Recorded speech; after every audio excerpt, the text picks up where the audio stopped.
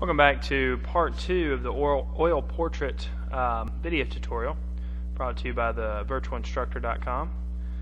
We got a pretty good amount of the face accomplished at this point, and I'm going to go ahead and start putting in the background color.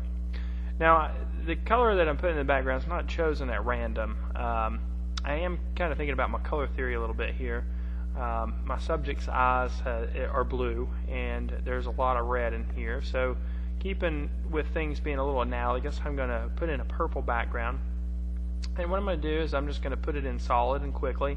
I am paying attention to my brush strokes though, and I'm trying to cross-hatch those brush strokes.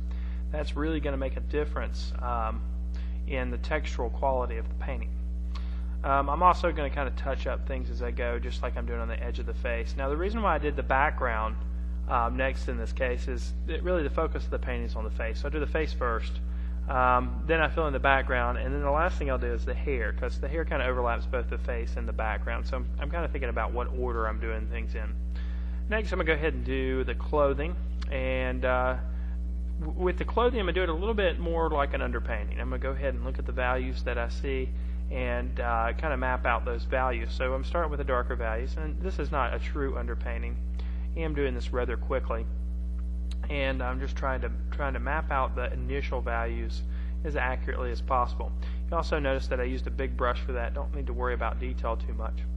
Now, in this case, I chose to do a yellow outfit because it would be complementary to the purple, but you know, I discovered that I don't really like it that much, and that's okay.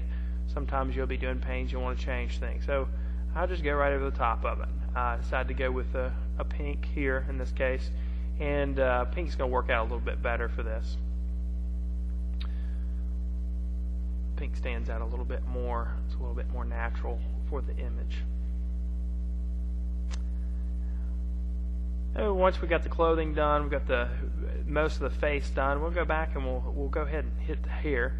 Now, doing hair sometimes throws a lot of people off, but painting hair is just like painting everything else. It's you're basically blocking in colors of value, or actually layers of value.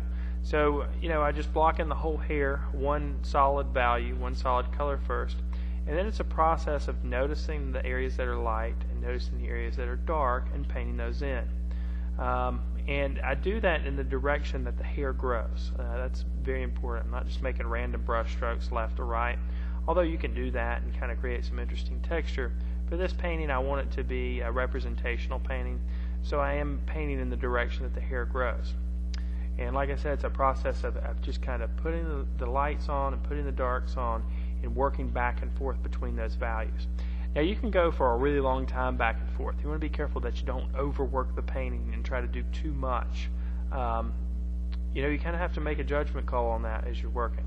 Some painters like to keep things a little bit looser and not really develop things too much, and some painters like to go all the way and try to make it as photorealistic as possible. In the case of this painting, I'm somewhere in the middle. I'm trying not to overwork it. I do like the painterly qualities that the brush strokes make. You don't want to overwork it too much so it looks like a photograph. I could take a picture if I wanted to photograph. You'll also notice that in the background, I skipped over this earlier, but I kind of made it lighter on the lower half of the background. That's going to accentuate some of the darker values where they are and really make the painting a little bit more complete. Might be a little hard to see on the video, but it's there. Alright, this is going to bring us to the end of the oil painting video tutorial brought to you by the Virtual Instructor. I hope you've enjoyed this video tutorial.